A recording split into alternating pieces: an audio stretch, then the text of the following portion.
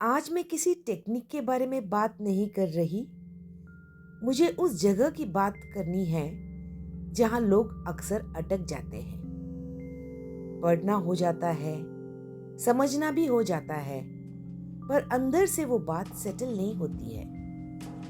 Neville अपने lectures के and में अक्सर एक चीज करते थे। वो कहते थे, now let's go into silence. जैसे कह रहे हो, यहां से आगे वर्ड्स का काम खत्म। मुझे ये बात और क्लियर हुई जब मैंने यूएस एंडरसन की बुक 3 मैजिक वर्ड्स पढ़ी।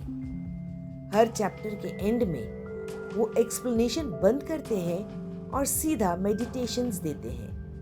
जैसे कह रहे हो, अब किताब बंद करो और चुप हो जाओ। यहां से एक पैटर्न समझ आता है। पहले समझ, फिर स्टिलनेस, वर्ड्स के बाद स्टिलनेस। अब यहीं पर केली हॉवेल के ऑडियोज नेचुरली फिट बैठते हैं। केली हॉवेल के यूनिवर्सल माइंड सीक्रेट्स जैसे टेप्स मुझे कोई अलग चीज नहीं लगते। 3 मैजिक वर्ड्स के हर चैप्टर के एंड में जो मेडिटेशंस दिए गए हैं, केली हॉवेल के ऑडियोज में उन्हीं मेडिटेशन का ऑडियो फॉर्म लगते हैं। कॉन्सेप्ट वही है, सिर्फ मीडियम बदल गया है। अब एक इंपॉर्टेंट बात समझना जरूरी है। आजकल इन ऑडियोज को लोग सब्लिमिनल मैसेजेस भी कहते हैं। मतलब सिंपल शब्दों में, सब्लिमिनल ऐसे सजेशंस जो माइंड के उस हिस्से से बात करते हैं जो ज्यादा आर्ग्यू नहीं करता। ये लॉजिक को कन्विंस करने की कोशिश नहीं करते।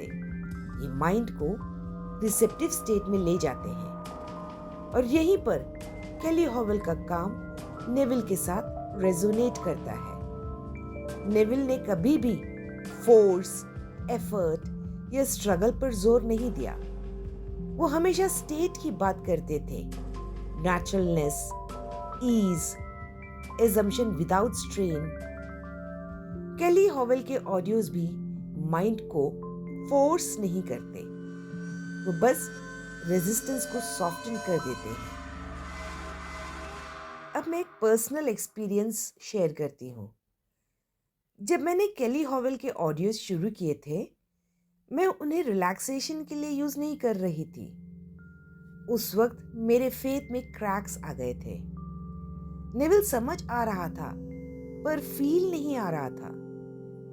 उन ऑडियोज ने मुझे गिव अप करने से रोका। उन्होंने मुझे बस एक रुकने की जगह दी। और शायद आज इसी वजह से मैं नेविल को और गहरा समझ पा रही हूँ। इस बुक के साथ एक छोटी सी मेमोरी भी जुड़ी हुई है। मैं और मेरा फ्रेंड दीपक 3 मैजिक वर्ड्स की हार्ड कॉपी हम दोनों साथ लेकर आए थे। दीपक ने बुक पढ़ ली, मैंने पूरी नहीं पढ़ी। 3 महीने बाद उसने पूछा, 3 मैजिक वर्ड्स क्या है बताओ। मुझे तो पता ही नहीं था, मैंने बुक पूरी पढ़ी ही नहीं। 6 महीने बाद फिर पूछा, बताओ वो 3 मैजिक वर्ड्स क्या है। फिर वो मुस्कुराकर बोला, The 3 magic words are I am God। तब मुझे समझ आया, ये किताब याद रखने के लिए नहीं है, ये जीने के लिए लिखा गया है। इसलिए सवाल ये नहीं है कि इसे क्या कहा जाए, सब्लिमिनल, मेडिटेशन या ऑडियो। सवाल सिर्फ इतना है, क्या ये तुम्हें थोड़ा और रिसेप्टिव बनाता है? क्योंकि जब रिसेप्टिविटी आ जाती है, तब नेविल की बातें अपने आप गहरी लगने लगती